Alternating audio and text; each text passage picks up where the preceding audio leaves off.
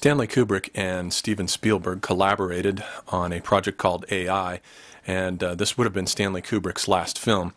The film right now is in a sort of gestatory period that is analogous to the period that Blade Runner and Videodrome and The Thing, movies like that came out in the early 80s, were in. It took those films about a decade or so to be appreciated as the masterpieces that they were. They came out and were instantly forgotten. And AI is undergoing a period in which it will probably be reevaluated as the masterpiece that it truly is. At the beginning of the film, we see this image of a woman's face that splits open to reveal the machine underneath as a kind of metaphoric image of the degree to which the machine has sunken into and become identical with our threshold of consciousness. It's sunken down into the depths of our being and has become sort of, it's penetrated us in a deep, fundamental way. So the problem at the beginning is, how do we achieve liberation from our servitude to the machine, which our souls have been caught by? And the first annunciation here, this is almost exactly like an annunciation image in which the angel Gabriel comes down to Mary and announces to her that she will give birth to the Christ child. Here, this being dressed in white enters the woman's house as though he were a visitation from another world, and he is going to be the solution to the problem of the machine that has entrapped us. He will liberate us through the power of his quest for a real, authentic spiritual vision. Here the mother is animating him with a series of syllables, and she recites the syllables exactly the way the Hebrews would animate a golem. A golem is animated by the power of the pronunciation of the Hebrew alphabet. And when the syllables are pronounced in a certain way, it brings the clay golem, the artificial being, to life.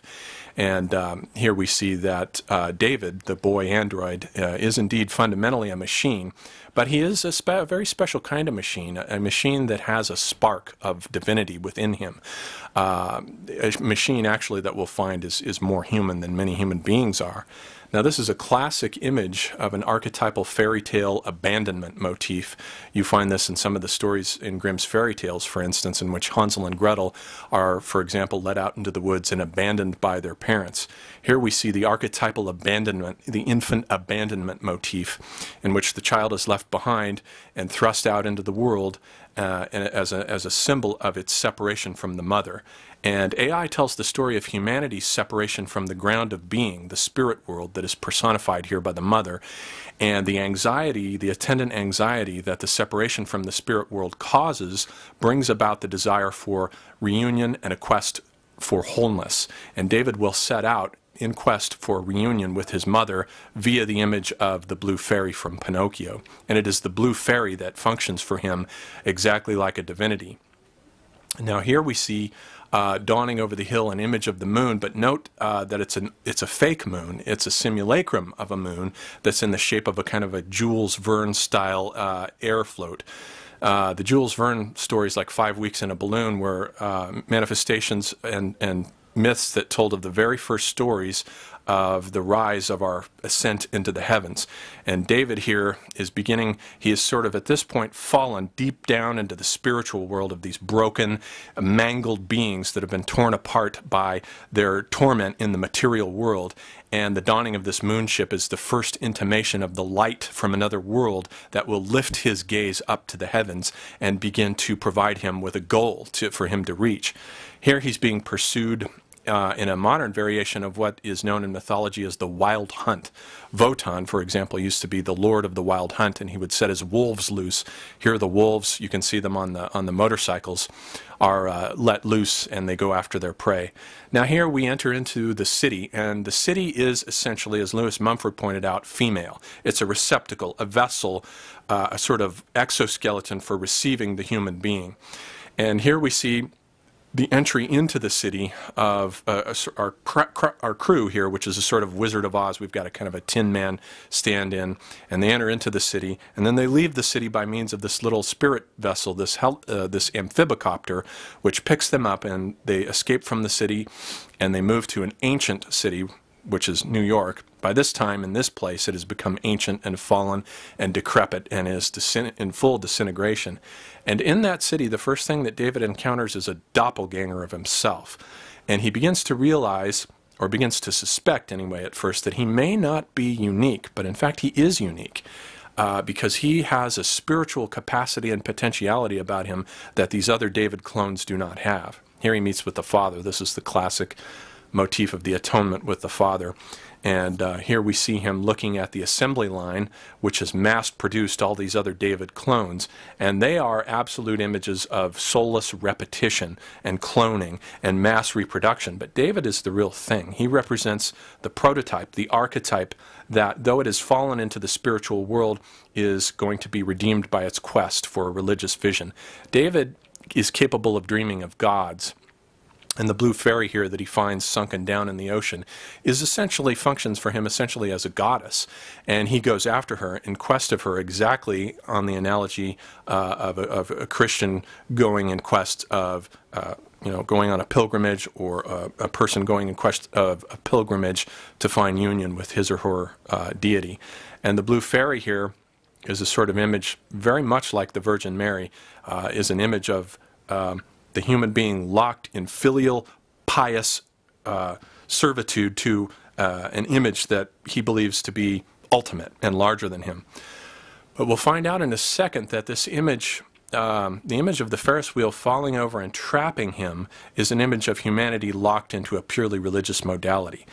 Many people have complained that the film should have ended here, but the fact that it didn't is interesting because it goes into this thing with these spiritual beings here. This is a race of robots, not extraterrestrials, as was first thought when the film came out, that have evolved into a sentient intelligence, and the Earth has shifted into an ice age. This is a couple thousand years later. We see New York now frozen underneath a glacial sheet of ice. And these spirit beings come in and they reanimate David. He represents matter, as it were, and they are the spiritual dimension. And they come in here and touch him on the forehead and reanimate him, just exactly like the touch of God of Michelangelo's painting, in which he shows the spark passing from God's hand to animate Adam. And here they're just about to animate him. And now we will begin to move beyond the merely religious image of the worship of a deity into the private depths of a mystical vision quest that transcends that image. And the transcendence of the mere separation of duality between the worshiper and the god here is symbolized by the disintegration that you'll see in just a moment of this deity, which basically functions as a deity for David. And here these beings have a sort of collective hive mind. They all look exactly the same. They think the same thoughts, and they can share all their thoughts. They represent the collective ground of being, the hive mind. But David is not a hive mind sort of being. And here we see the disintegration of his idol, because now we're moving past the epoch of religious devotion into the depths of a profound shamanic mystical vision quest, an inner quest for an authentic experience that will liberate the human soul from its capture, its fall, sinking, and capture into machinery. And the thing that makes us different from machines and that can never be replicated by machines is our capacity for spiritual fulfillment, our desire to find wholeness in union with a spiritual dimension. And here, this is David's final vision quest image of union with his mother. He has desired and has been on a spiritual pilgrimage for union with his mother. And these alien beings have constructed a virtual reality, a simulacrum, within which David's astral body, as it were, achieves a kind of spiritual union with his mother. Now, the mother here, ironically and Kubrickianly, is a genetic construct. She's artificial. Just as he is an artificial boy, she is an artificial mother. So he does achieve a union with his mother, but there's this Kubrickian irony to this Spielbergian sentimentality that's involved here. There's a wonderful fusion in this film of the sensibilities of Kubrick and Spielberg.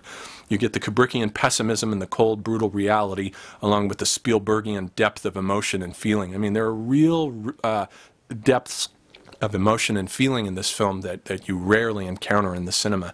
And here we see a sort of final image of, like a pietà, of the individual and the mother, and the union with the mother, and the sinking into the depths of consciousness. The light of consciousness begins to go out, and the darkness comes back in, and everything is one again in the end as it was in the beginning. The film itself had opened with an image of the ocean, and now it achieves union. The ocean is the mother of all life, and now it achieves union again with the mother in the end, back as it was in our beginning.